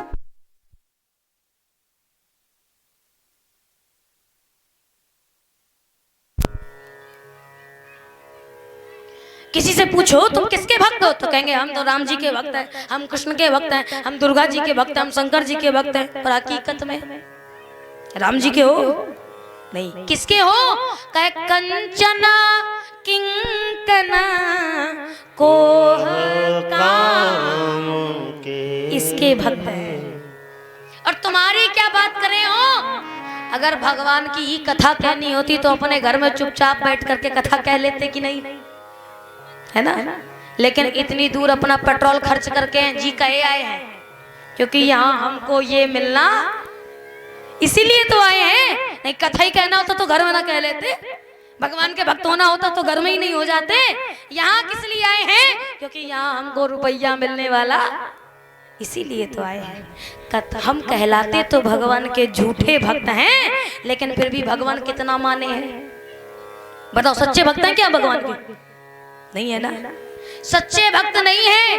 धन मिलता है इसलिए कथा में आते हैं, लेकिन फिर भी जहां जहां जाते हैं वहां पर भगवान की तरह पूजे, हाँ कि ना? अपने घर में पति आए और पत्नी से कहे कल्लू की अम्मा खाना दे दो, और अब पत्नी अगर गुस्सा होगी तो यही कहेगी वो धरो ठूंस ले, दोबारा कहीं न दे। लेकिन हम जहां जाते हैं तो हमसे पूछ करके हमारे मन का भोजन, महाराज जी आप बताइए आप क्या खाएंगे, हम वो बनाकर खिलाएंगे। इतना ही नहीं, हम बार बार मना करते हैं कि मत रखो मत रखो, तब भी जबरदस्ती करते हो, पंडित जी एक और, पंडित जी एक और। खवाते तो खवाते हो, खवाने के बाद ये भी पकड़ाते हो, हाँ कि ना? इतना भी रहा, कल आपने देखा वस्त्र भी चढ़ाए गए, कपड़ा भी मिलता और सम्मान की तो कहना ही क्या है। और हद की बात तो ये, आजकल का आदमी अपने बाप की नहीं सुनता, यहाँ 3 घंटे बैठ के मेरी सुनता है। इससे बड़ी बात कोई और है नहीं है ना। जब हम झूठे भक्त हैं तब भगवान हमको इतना माने हैं। जरा सोचो सच्चे भक्त बन जाएंगे तो कितना मानेगा, विचार करो। केवल एक चीज है कि मेरे नाम के आगे कथावाचक लगा है। कौन है ये? राम कथावाचक, भागवत कथावाचक, और इतना लगा है और केवल भगवान का नाम आगे लगा है तो हम इतने पूजे जाते हैं। जरा सोचो भगवान ही जीवन में आ जाएगा तो क्या होगा, विचार किया है? हम झूठा भगवान का नाम लेते हैं तब भगवान इतना सब कुछ दिए हैं, और जब सच में भगवान के हो जाएंगे तो भगवान क्या करेगा, कभी विचार किया है? और हमसे बड़ा उदाहरण कौन हो सकता है? हो कौन हो सकता है? एक बड़ा अच्छा गीत गाते हैं राजन जी महाराज, और वो कहते हैं कि भगवान ने कितना माना है। मुझे कौन पूछता था तेरी बंदगी से पहले। अगर मैं कथा ना कहती होती तो आपको किसी को पता होता कि तेजस्विनी तिवारी नाम की भी दुनिया में कोई है? नहीं ना। आप कभी जान पाते? नहीं। किसकी वजह से जान पाए? मैं बुझा हुआ दिया था तेरी बंदगी से पहले। मुझे कौन पूछता था तेरी बंदगी से पहले। मैं बुझा हुआ दिया था, मैं बुझा हुआ दिया था तेरी बंदगी से पहले। मुझे कौन पूछता था, मुझे कौन पूछता था तेरी बंदगी से पहले। मैं बुझा हुआ दिया था, मैं बुझा हुआ दिया था तेरी बंदगी से पहले। मुझे कौन पूछता। और कैसा जीवन था? मेरी जिंदगी थी ऐसी जो खाली सी होती। मेरी जिंदगी थी ऐसी जैसे खाली सीप होती। मेरी बढ़ गई है कीमत, तूने भर दिए हैं मोती। मेरी बढ़ गई है कीमत, तूने भर दिए हैं मोती। ना ये गीत ना गला था, गला था ना ये गीत ना गला था। तब तेरी बंदगी से पहले मुझे कौन पूछता था, मुझे कौन पूछता था तेरी बंदगी से पहले। मुझे कौन पूछता था, मुझे कौन पूछता। इस संसार में हमको भगवान के अलावा कोई पूछने वाला नहीं। और यदि एक बार भगवान ने पूछ लिया तो फिर पीछे मुड़ के देखने की जरूरत। मैं स्वयं से अनुभव करती हूँ, किसी और की क्या कहूँ। क्लास 6 या 7th में होंगी, और उस समय पर मन में ऐसा कुछ था ही नहीं कि मुझे कथा भी कहनी। मेरा बचपन से पैशन था कि मैं आईपीएस बनूंगी। बचपन से यही था कि बढ़िया पढ़ेंगे लिखेंगे, अच्छे से एग्जाम देंगे और बढ़िया आईपीएस बनेंगे। इस तरफ कोई लगन नहीं थी। पर एक दिन ऐसा समय आया और उसने पूरी जिंदगी बदल के रख दी। और उस एक दिन पिताजी बिस्तर पर लेटे हुए थे और लेटे लेटे माँ पास में गई, थोड़ी सी तबीयत खराब हुई तो पिताजी ने कहा कि बिटिया को बुलाओ। और मैं पास में आई तो मेरे सर पे हाथ फेर के कहा कि बिटिया तुम कथा कहो। बस इतना कहा, तुम कथा कहो। और मैंने विचार भी नहीं किया कि मुझे करना क्या है। ना मैंने आज तक कभी किसी कथा को पढ़ा था और ना आज तक कभी ये सोचा भी था कि मैं ये भी कर सकती हूँ, ये मुझे ये भी करना है। और काम करने में वो अच्छा लगता है जब उसमें आपका मन लगा। किसी तरह से कोई भाव नहीं था, पर पिताजी ने कहा और मैं उसकी बात को टाल नहीं सकी, तो मैंने कहा ठीक है। इतना बस ये था कि बचपन से शुरुआत से जब हम लोग छोटे छोटे थे तब से पिताजी हारमोनियम लेके बैठ जाते थे, वो गाते थे, हम लोग पीछे पीछे गाते, बस इतना करते थे। इसके अलावा कोई कथा नहीं पढ़ी, कोई भागवत नहीं पढ़ी, कोई राम कथा नहीं पढ़ी। और ऐसा भी नहीं कि किसी गुरुकुल में जाकर के शिक्षा ली हो, घर पे बैठे बैठे अपने ही घर में अपने पिता के द्वारा सुना, जितनी पुस्तकें हैं वो पढ़ी, यूट्यूब से कथा सुनी, और ऐसा सुन सुन करके आज आपके सामने बैठे, इतना करके बैठे। क्यों? ये उसकी कृपा है। अगर मैं आज पढ़ रही होती तो कोई नहीं जान पाता कि कौन है, कहाँ है, कैसी है। और आज जहाँ पर भी जाती हूँ तो 4 लोग ऐसे जरूर मिलते हैं जो पिताजी से कहते हैं महाराज काश हमारी बिटिया भी ऐसी। और जब कोई ऐसा कहता है ना तो ऐसा गर्व से सीना ऊंचा होता है। और धन्यवाद तो प्रभु का करती हूँ कि हे प्रभु, यदि ऐसी मति गति नहीं बनाई होती तो आज हम यहाँ बैठे। ये उसकी कृपा है। और फिर लगता है कि जब हम झूठे भक्त बन करके बैठे हैं तो भगवान ने इतना पूछा है, जरा सच्चे भक्त बन जाएंगे तो। एक बड़ा अच्छा दृष्टांत पिताजी मुझे सुनाते थे, आप लोग सुनिएगा। और भगवान को आप कैसे भी भजो, बस भगवान के बन जाओ, झूठे ही सही। भगवान कहता है मित्र नहीं बना सकता तो दुश्मन बन जा, पर अगर दुश्मन भी बनेगा तो भी मैं वो रिश्ता बहुत अच्छे से निभाऊंगा। तू बस रिश्ता तो बना मुझसे। एक गांव में 4 व्यसनी थे। व्यसनी मतलब समझ रहे हैं ना, बुरी आदतें। और उन्हीं बुरी आदतों के ही चलते उनके नाम प्रसिद्ध थे। एक व्यक्ति था कि भांग बहुत खाता था, तो जो भांग खाता था तो उसका नाम भंगेड़ी। एक व्यक्ति गांजा बहुत पीता था तो उसका नाम था गंजेड़ी। एक व्यक्ति अफीम बहुत पीता था, उसका नाम था अफीमची। और एक लकड़िया बहुत खेलता था, तो उसका एक डायलॉग था तकिया कलाम, क्या कबहू न कबहू तो फसबे करी। तो ऐसे वो बोलता था, तो उसका नाम पड़ गया था बाई चांस। कबहू न कबहू तो। 4 व्यसनी थे। अच्छा, 4 सत्संगी जोड़ने में मेहनत पड़ती है, पर 4 व्यसनी जोड़ने में मेहनत। अच्छे आदमी जुड़ेंगे तब जब निमंत्रण होगा, बुलावा होगा, तब जाकर के अच्छे आदमी आएंगे।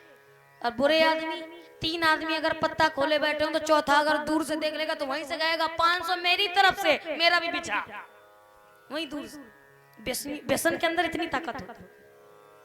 तो चारों इतना व्यसन करते थे, कोई काम काज के नहीं, बस खाए पिए या कुछ भी कमा के लाए, कोई भी सट्टा वट्टा से जीत के आए तो अपने व्यसन में ही समाप्त करते, इतने नशेड़ी थे।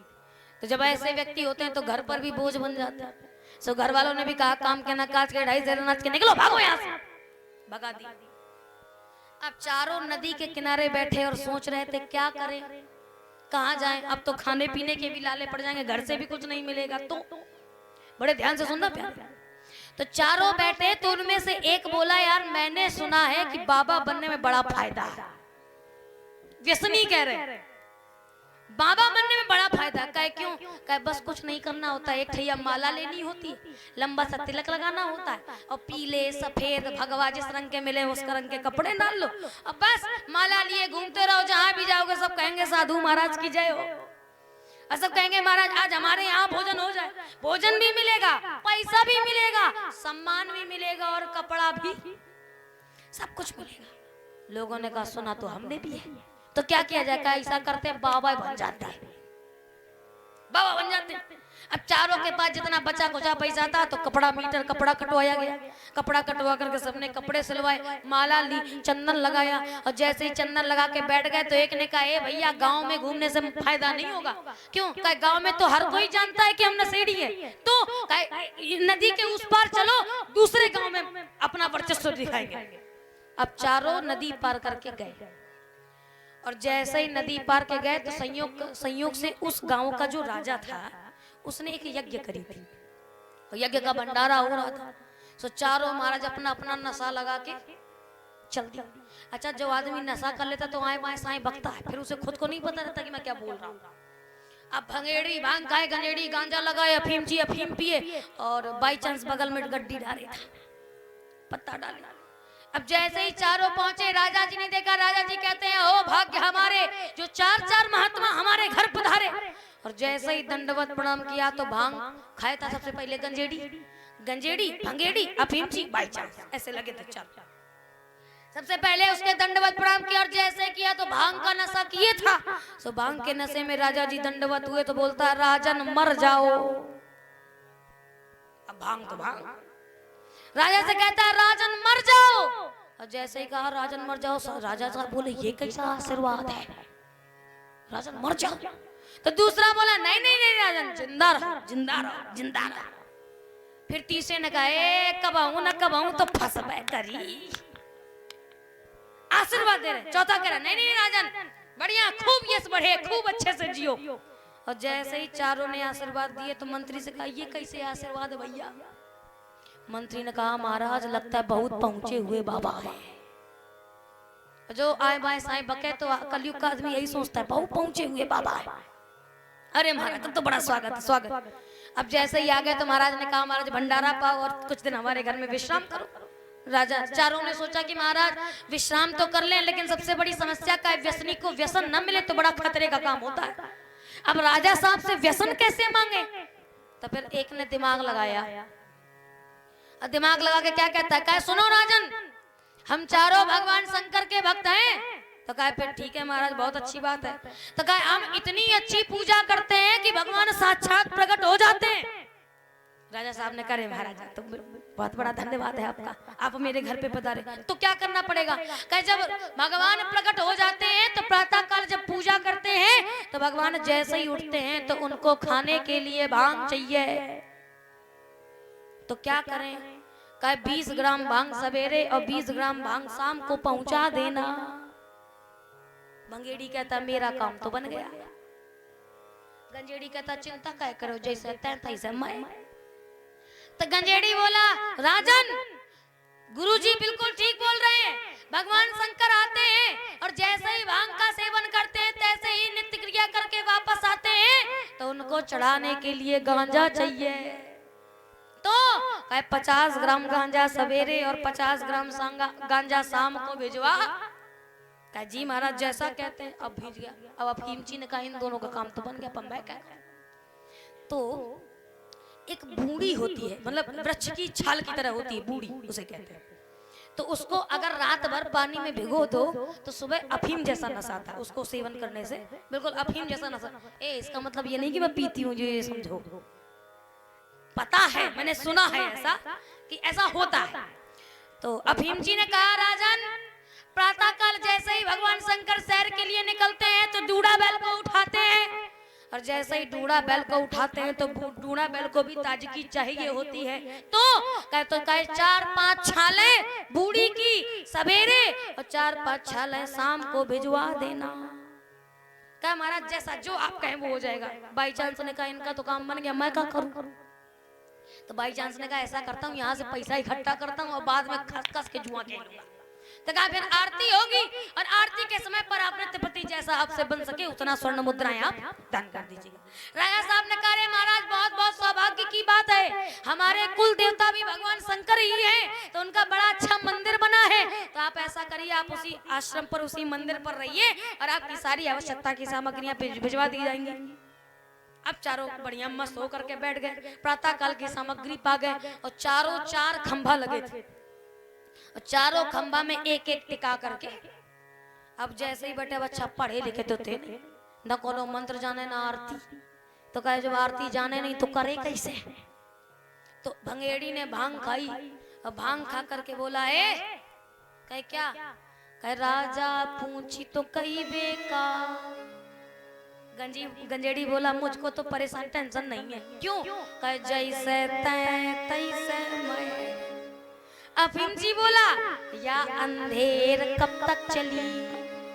तो बाई चांस बोला कब आऊं न कब आऊं तो फंसबे। कहे क्या। कहे जब तक चली तब तक चली नहीं तो अपने घर का चली। कहे जब तक चलता है तब तक चलने तो नहीं तो अपना घर तो जिंदाबाद है। अब चारों ने कहा बाकी सब तो ठीक पर आरती तो नहीं आती है। अब एक का दिमाग ठनका। एक ने कहा भैया अपनी अपनी पंक्ति फिर से कहो। तो पहला बोला राजा पूछी तो कई बेका। दूसरा बोला जैसे तैसे मैं। तीसरा बोला या अंधेर कब तक चली। चौथा बोला जब तक चली तब तक चली, नहीं तो अपने। और जैसे ही बोला चौथा बोला मिल गई आरती, मिल गई आरती। क्या कहे अपनी अपनी पंक्ति दोहराओ। अब चारों आंखी बंद करके गाने लगे। बंगेड़ी ने भांग खाई, गंजेड़ी ने गांजा पिया, भीमजी ने बूढ़ी लगाई और बाई चांस पत्ता खोले बैठा था और चारों बैठे और गाने लगे।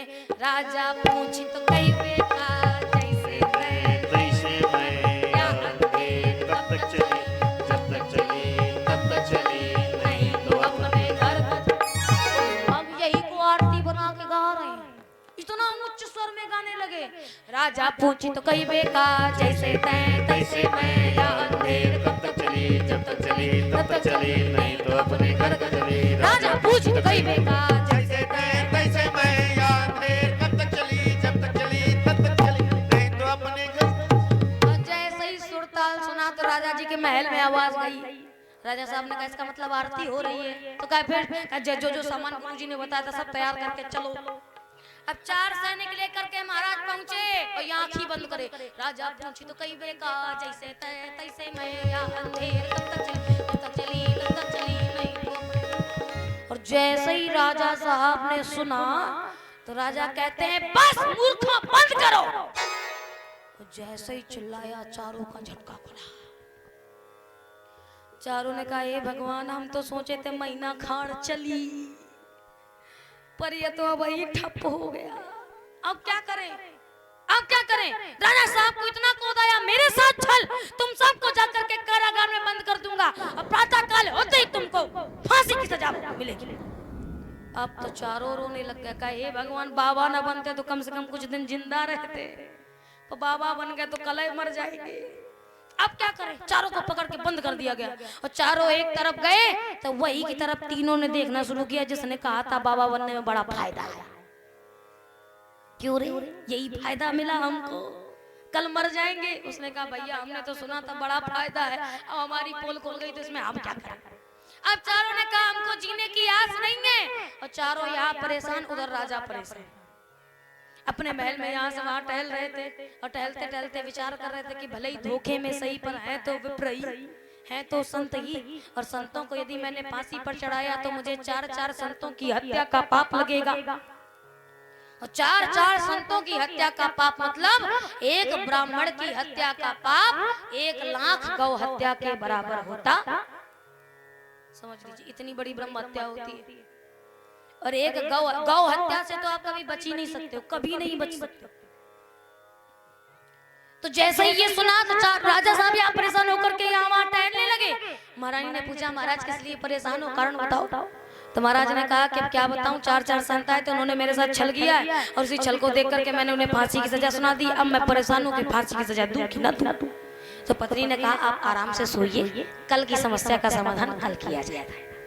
सो गए। प्रातः काल हुआ, चारों आए और जैसे ही खड़े हुए राजा साहब को फांसी की सजा सुनानी थी। चारों बिल्कुल बिना आशा के खड़े। महारानी ने कहा महाराज जिन पंक्तियों को सुन करके आपने इन्हें फांसी की सजा सुनाई है मैं उन पंक्तियों को दोबारा सुनना चाहती हूँ। अब तो चारों थर-थर कांपने लगे। हे भगवान राजा ने सुनी तो फांसी पे चढ़ा दिया, अब रानी सुनेगी तो भगवान जाने क्या करेगी। लेकिन रानी की आज्ञा थी, पूरा तो करना पड़ेगा। तो राजा साहब ने कहा अपनी अपनी पंक्तियां गाओ। तो पहला बोला मन उदास करके, राजा पूछी तो कई बेका। दूसरा बोला तुम कहा जैसे तैसे मैं। तीसरा बोला या अंधेर कब तक चली। चौथा बोला अब एक को ना चली। राजा साहब ने कहा जो गाया था वही गाओ। चौथा बोला जब तक चली तब तक चली, नहीं तो अपने घर का चली। और जैसे ही सुना महारानी ने कहा रे महाराज इन पंक्तियों को सुन करके आपने उन्हें दंड दिया है, अरे आपको तो इन्हें पुरस्कार देना चाहिए। राजा साहब चौंक गए। राजा साहब ने कहा अरे साफ साफ दिख रहा है कि इन्होंने मेरे साथ छल किया है और तुम कह रही हो पुरस्कार देना चाहिए। कहा हाँ। महारानी ने से पूछा कैसे। कहा इन्होंने तो अपनी 4 पंक्तियों में रामचरितमानस बता दी है। राजा साहब ने कहा इसको कहां से रामचरितमानस दिख गई। कहा जरा सुनिएगा पहली पंक्ति, इनको जीवन दान दीजिए। अब जैसे चारों ने सुना, चारों कहते हैं भगवान बन के आई हो महारानी। आप कान पकड़े, आज के बाद बाबा ना बनेंगे, बस तुम आज बचा लो। और जैसे कहा महारानी ने कहा पहली पंक्ति, पहला बोला राजा पूछी तो कहीं बेकार। रानी ने कहा महाराज ये पंक्ति वहां की है जिस समय पर भगवान श्री राम को वनवास हुआ, और वनवास के समय पर महाराज सुमंत्र ने पूछा राम जी से, कहा 4 दिन घूमिए, और घूमने के बाद वापस, पर राम जी वापस नहीं जा रहे हैं। तो सुमंत्र हाथ जोड़ के कहते हैं प्रभु मेरे राजा ने मुझे आज्ञा दी थी कि 4 दिन में जंगल घुमा करके राम को वापस ले आना, और यदि मैं अकेले गया, खाली हाथ गया, आप मेरे साथ नहीं गए तो राजा पूछी तो कहीं बेकार। अगर राजा ने पूछा राम कहाँ है तो मैं उत्तर क्या दूं? दूसरी पंक्ति, जैसे तय तैसे मैं, कहे तब ये पंक्ति कहाँ की है? कहे उसी समय पर वहीं पर निषाद राजगुरु खड़ा था। सुमंत्र ने कहा भैया तुम समझा दो, मेरी बात नहीं मान रहे, तुम समझा दो। तो निषाद राजगुरु कहता है भैया जैसे तुम राजा दशरथ के सेवक हो वैसे ही मैं राम जी का सेवक, जैसे तय तैसे। तो जैसे तुम नहीं समझा पा रहे तो हम कहाँ समझा पाए। तीसरी पंक्ति, या अंधेर कब तक चली, तो कहा ये पंक्ति है लंका कांड की। और लंका में मंदोदरी ने रावण से कहा कि तुमको पता है कि भगवान राम है, राम भगवान है, और तुम महामाया का हरण करके लाए हो, तो ये बताओ या अंधेर। तो चौथी पंक्ति कहती है जब तक चली तब तक चली, नहीं तो अपने, मतलब रावण उत्तर देता है कि जब तक चलता है तब तक चलने दे, नहीं मुझको तो पता है कि राम ब्रह्म है, और आखिरी में मुझे मारेंगे तो मैं भी अपने घर को चला। और जैसे ही ये सुना तब तो रानी गदगद हो उठी, महाराज गदगद हो उठे, चरणों में गिर पड़े, क्षमा प्रार्थना करी, और विभिन्न आभूषण दे करके भगवान ने उनको विदा। तब जाकर के चारों ने सोचा भैया जब झूठे भगवान के भक्त बने तो ये मिला है, जरा सोचो सच्चे भगवान के भक्त बन जाएंगे तो क्या। इसीलिए गोस्वामी तुलसीदास जी कहते हैं भाये को भाय अनख आलस, भाये को भाय अनख आलस हो, नाम जपत मंगल दिसि दसहु, नाम जपत मंगल दिसि दसहु। तो आपने जो ये 9 दिन कथा सुनी है इसका एकमात्र सार लेकर जाइएगा यहाँ से। बाद से कथा का विराम है, कल आप लोग विधिवत भंडारा खाएंगे, और भंडारा पाने के बाद अपने अपने आनंद से घर में, न हम तुम्हार सकल दिखवे न तुम हमार दिखिया। बस ये कुछ चंद मिनट और आपके बीच में हूँ, और यही कहना चाहती हूँ कि 9 दिनों में जो कुछ भी अच्छा निकला, पहले याद रखना आप 3 घंटे कथा में बैठो, इस बात का महत्व नहीं है, लेकिन कितने मिनट, कितने घंटे और कितने सेकंड की कथा आपके अंदर बैठी है, इस बात का बहुत बड़ा महत्व। तो आप कथा में कितनी भी देर बैठे हो, यदि कोई भी बात अगर अच्छी लगी हो, ऐसा लगा हो कि हाँ इसको हम जीवन में धारण करें, तो हो सकता है, संभव है हमारे जीवन में बहुत बड़ा बदलाव होगा, तो अवश्य उसे ग्रहण करने का प्रयास करिएगा। और इसी भावना के साथ आप सब लोगों से विदाई लेती हूँ। और आपको बताया था ना कि घर में यदि सत्यनारायण की भी कथा होती है तो भी पंडित जी को विदाई दी जाती। तुम तो हमसे 9 दिन सुने बैठे हो, तो आप सब लोग विदाई करें। यज्ञ की पत्नी का नाम है दक्षिणा।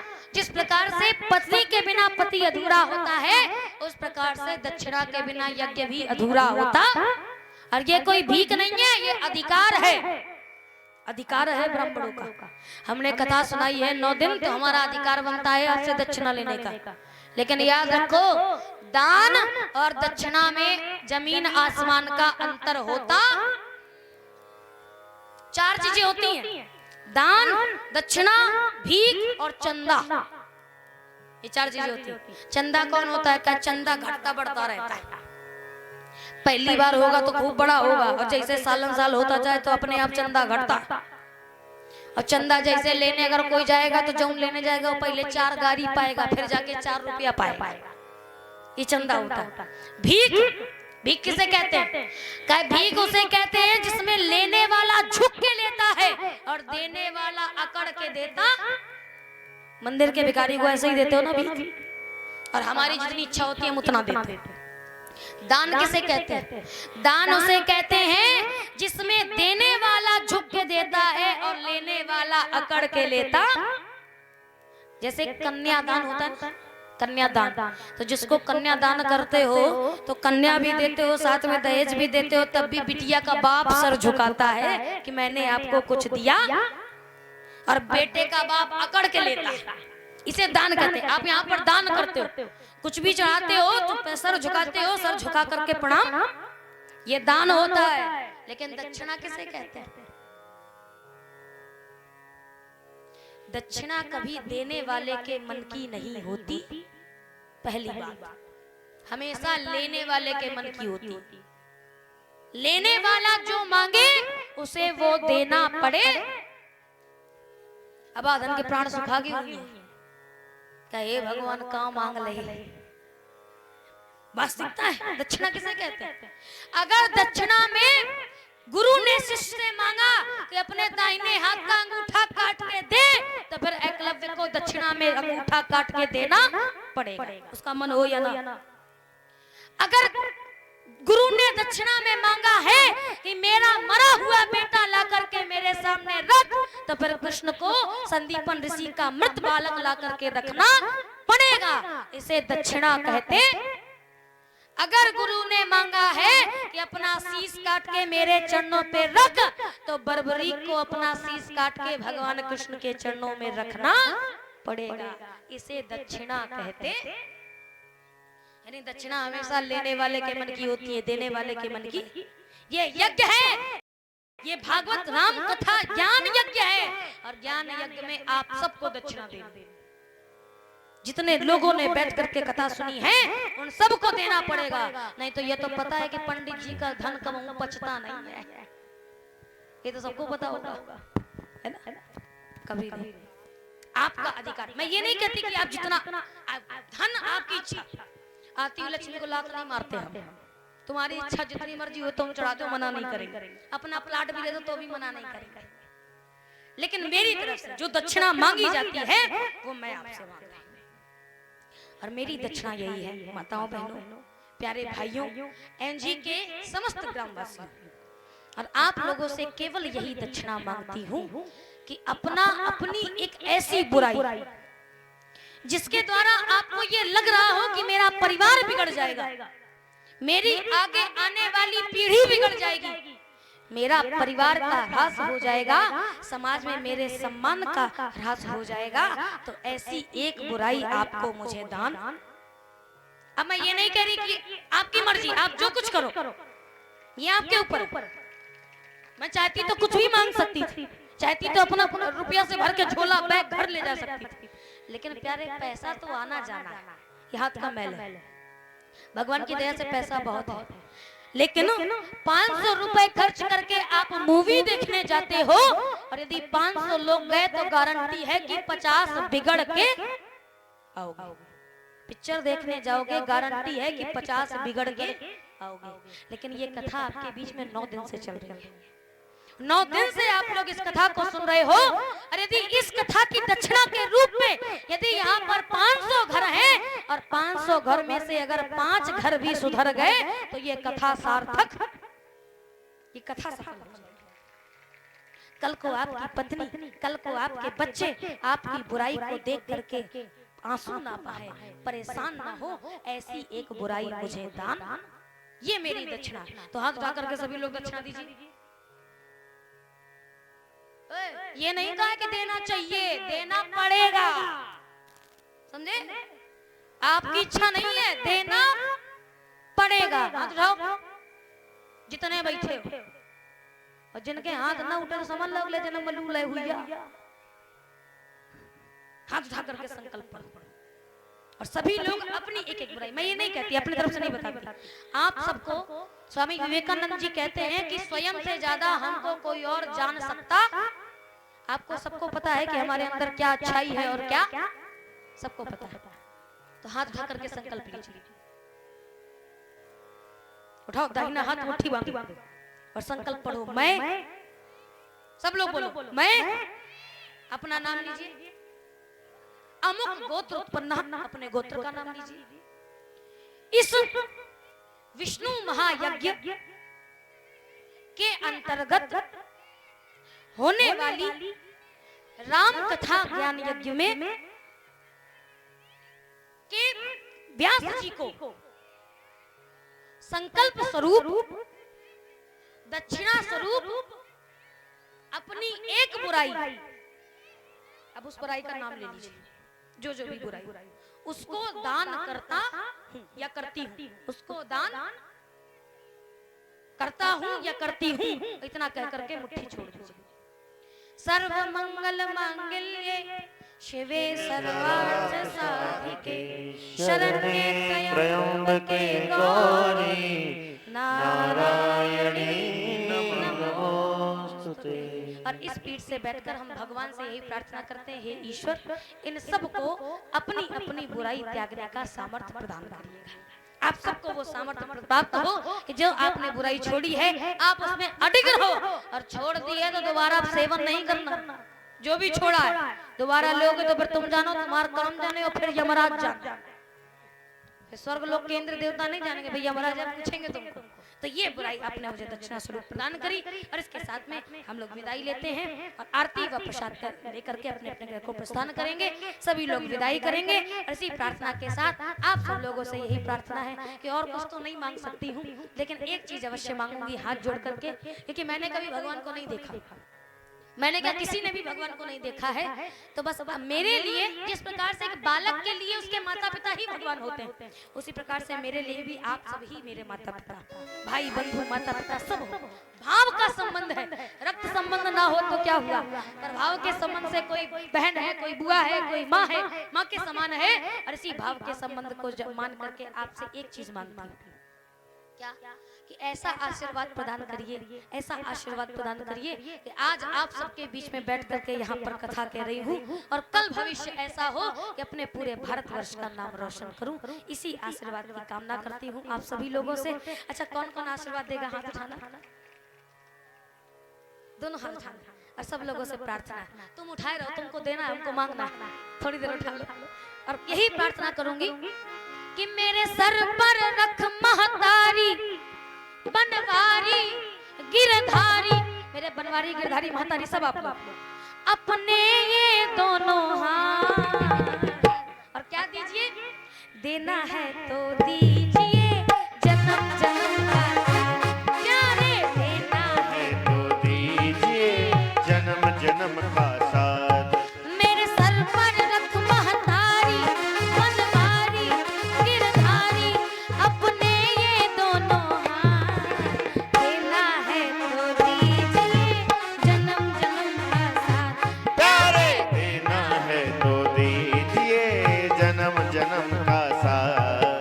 देने वाले श्याम प्रभु से, देने वाले श्याम प्रभु से, धन और दौलत क्या मांगू, मिल जाए जो सहज खजाना, तो फिर चाहत क्या मांगू, मिल जाए जो सहज खजाना, तो फिर चाहत क्या मांगू। मेरी विनती यही है तुमसे, मेरी विनती यही है सबसे, मेरी विनती यही है सबसे, मेरी विनती यही है सबसे।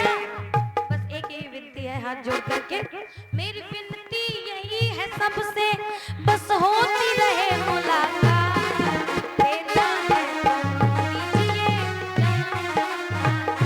प्यारे देना है तो दीजिए जन्म जन्म का साथ। प्यारे देना है तो दीजिए जन्म जन्म का साथ, प्यारे देना है तो दीजिए जन्म जन्म का साथ। बोल शंकर भगवान की जय हो। बोल हनुमान जी महाराज की जय हो।